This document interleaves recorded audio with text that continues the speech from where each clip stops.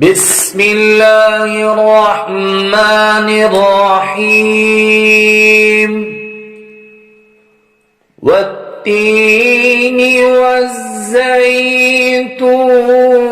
وطور سينين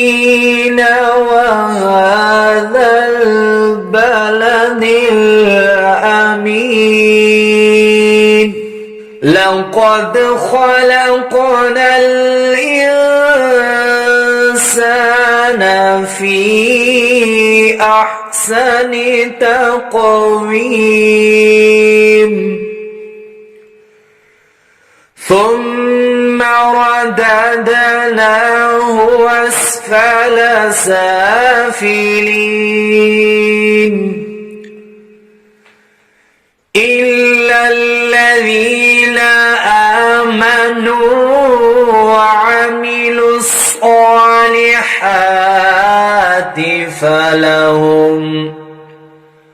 فلهم أجر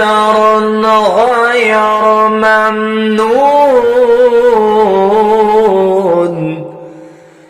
فما يكذبك بعد بالدين أليس الله بأحكم الحاكمين